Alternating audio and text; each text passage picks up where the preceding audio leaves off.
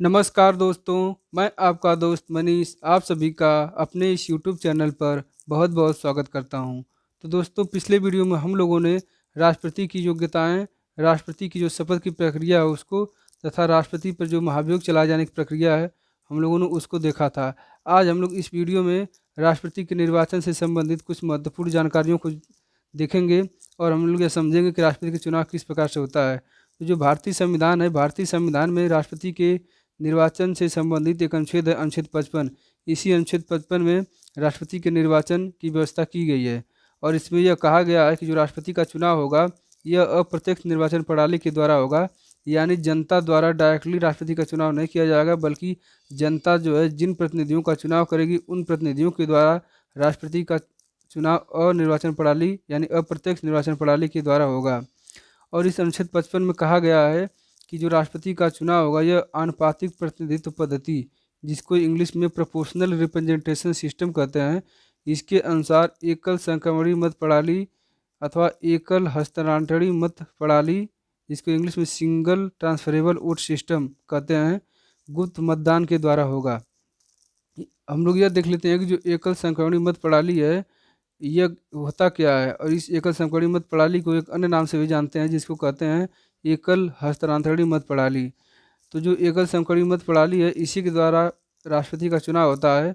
तो हम लोग यह समझ लेते हैं कि जो एकल संक्रमणीय मत प्रणाली है यह होता क्या है। तो जो एकल संक्रमणीय मत प्रणाली है इसमें जो कैंडिडेट चुनाव लड़ते हैं उन कैंडिडेट को वरीयता क्रम दिया जाता है। जैसे मान लीजिए कि 4 कैंडिडेट हैं ए बी सी और डी, यह राष्ट्रपति का चुनाव लड़ रहे हैं।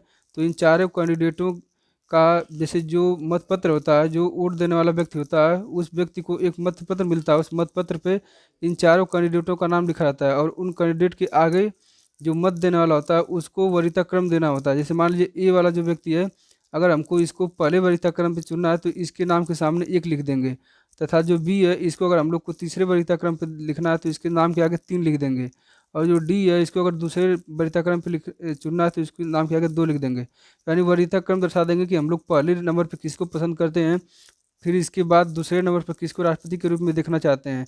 इस प्रकार से यह प्रक्रिया चलती है। और जब मतों की गणना की जाती है तो मतों की गणना भी वरीयता क्रम के आधार पर ही की जाती है, यानी सबसे पहले जो प्रथम वरीयता वाला व्यक्ति है उसकी गणना की जाती है। अगर यह प्रथम वरीयता वाला व्यक्ति पूर्ण बहुमत नहीं प्राप्त कर पाता है तो हम लोग यह देखते हैं कि अब दूसरे वरीयता क्रम पे कौन सा व्यक्ति बहुमत प्राप्त करता है। तो दूसरे वरीयता क्रम वाले व्यक्ति को वोट गिनते हैं। जब दूसरे वरीयता क्रम वाला व्यक्ति अगर बहुमत प्राप्त कर लेता है तो इसे ही राष्ट्रपति चुना जाता है। जो बहुमत की संख्या होती है यह 50% से एक अधिक, यानी जितना भी सदस्य संख्या है उससे 50% से एक अधिक वोट अगर कोई पा जाता है तो वह यह मान लिया जाएगा कि यह बहुमत हासिल कर चुका है। और हम लोग यह समझ लेते हैं कि जो राष्ट्रपति का चुनाव होता है इसमें कौन कौन से लोग शामिल होते हैं, और जो लोग शामिल होते हैं उनको कहते क्या हैं। तो राष्ट्रपति के चुनाव में जो लोग शामिल होते हैं उनको निर्वाचक मंडल के नाम से जाना जाता है। तो हम लोग यह समझ लेते हैं कि जो निर्वाचक मंडल होता है इसके अंतर्गत कौन कौन से लोग आते हैं, इसमें कौन कौन से लोग शामिल होते हैं। तो राष्ट्रपति के चुनाव में निर्वाचक मंडल भाग लेता है और इस निर्वाचक मंडल में जो संसद के दोनों सदनों के निर्वाचित सदस्य, दोनों सदनों का मतलब कि जो राज्यसभा एवं लोकसभा है, इन दोनों सभाओं का जो निर्वाचित सदस्य होगा वह राष्ट्रपति के चुनाव में भाग लेगा, तथा जो राज्य विधानसभाएं हैं यानी जो विधायक लोग हैं, यह निर्वाचित जो सदस्य होते हैं राज्य विधानसभा के, यह लोग इसमें भाग लेते हैं। तथा केंद्र शासित प्रदेश में जो दिल्ली एवं पुदुचेरी विधानसभा के निर्वाचित सदस्य हैं, यह तीनों लोग इस राष्ट्रपति के चुनाव में भाग लेते हैं। हम लोग यह समझ लेते हैं कि जो दिल्ली एवं पुदुचेरी विधानसभा के निर्वाचित सदस्य को शामिल किया गया, यह किस संशोधन के द्वारा शामिल किया गया। तो यह 70वें संविधान संशोधन 1992 के द्वारा राष्ट्रीय राजधानी क्षेत्र दिल्ली तथा पुदुचेरी को संघ शासित राज्य की विधानसभा के निर्वाचित सदस्यों के रूप में राष्ट्रपति के निर्वाचक मंडल में शामिल कर लिया गया है। यानी 1952 से पूर्व जो है राष्ट्रपति के चुनाव में यह दिल्ली एवं पुडुचेरी विधानसभा के निर्वाचित सदस्य शामिल नहीं होते थे, यानी ये लोग भाग नहीं लेते थे। लेकिन 70वें संविधान संशोधन 1992 के द्वारा दिल्ली एवं पुडुचेरी की विधानसभा के निर्वाचित जो सदस्य होते थे यह भी इसमें भाग लेने लगे।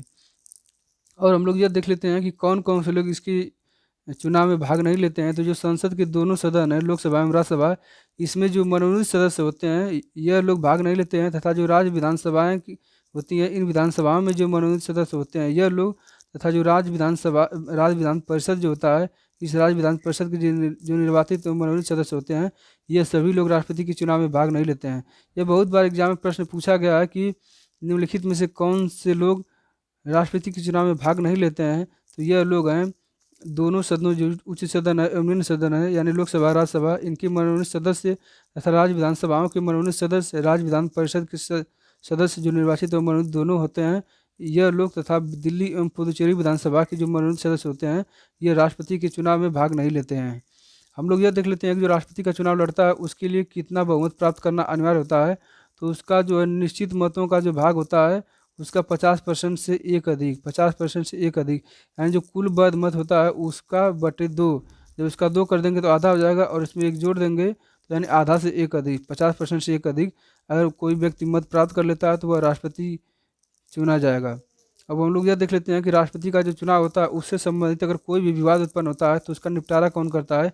तो इसके लिए अनुच्छेद 71 में प्रावधान किया गया है, और इसमें यह कहा गया है कि राष्ट्रपति के चुनाव से संबंधित अगर कोई भी विवाद उत्पन्न होता है तो उसकी जांच व फैसले के लिए उच्चतम न्यायालय में व्यक्ति जा सकता है। यानी उच्चतम न्यायालय का जो निर्णय होता है ये अंतिम रूप से मान्य होता है।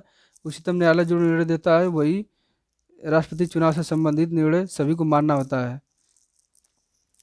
हम लोग ये देख लेते हैं कि जो राष्ट्रपति का वेतन एवं भत्ता है यह कितना होता है। तो जो राष्ट्रपति का वेतन एवं भत्ता होता है यह भारत की संचित निधि के द्वारा दिया जाता है। यह कई बार एग्जाम में पूछा गया है कि जो राष्ट्रपति का वेतन एवं भत्ते होते हैं किसके द्वारा दिए जाते हैं? तो यह भारत की संचित निधि के द्वारा प्रदान किए जाते हैं। और जो सन 2008 था, सन 2008 से पहले जो राष्ट्रपति के भत्ते थे और जो राष्ट्रपति के वेतन थे वह 50,000 होते थे। लेकिन 2008 में एक बिल ला करके इसको बढ़ा दिया गया, और इसमें यह कहा गया कि जो राष्ट्रपति का वेतन होगा अब ये 1.5 लाख हो गया। और लेकिन इसके बाद भी इसको फिर आगे चल के बढ़ा दिया गया, और वर्तमान में जो राष्ट्रपति का वेतन होता है यह 5 लाख होता है। यानी राष्ट्रपति का प्रेजेंट में जो वेतन है वह 5 लाख रुपया है। इसको कंपटीशन एग्जाम के दृष्टिकोण से इसको याद कर लेना होगा, क्योंकि यह कई बार बदला जा चुका है, संशोधन किया जा चुका है, इसलिए एग्जाम में पूछा जा सकता है। और जो राष्ट्रपति का वेतन होता है यह आयकर से मुक्त होता है, यानी इस पर कोई भी टैक्स नहीं लगता है। अब हम लोग ये देख लेते हैं कि राष्ट्रपति का पद किन किन कारणों से खाली हो सकता है।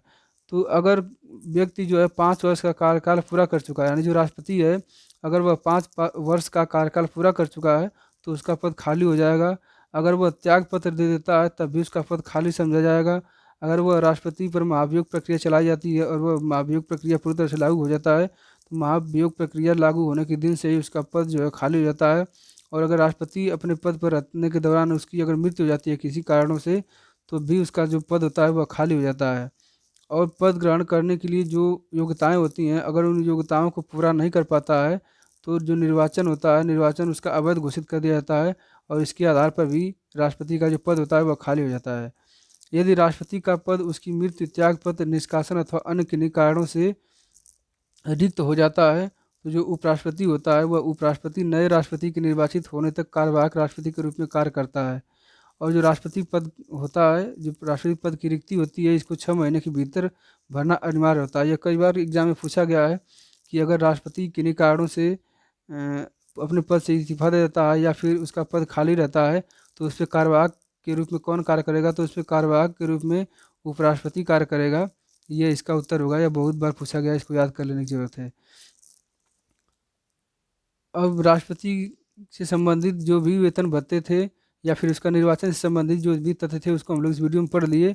अगर यह वीडियो आप लोग को अच्छा लगा हो तो लाइक, शेयर और सब्सक्राइब अवश्य करें, तथा इस संबंधित वीडियो से संबंधित अगर कोई भी सुझाव देना है तो आप लोग कमेंट बॉक्स में कमेंट करके मुझे अपना सुझाव अवश्य दें। बहुत बहुत धन्यवाद।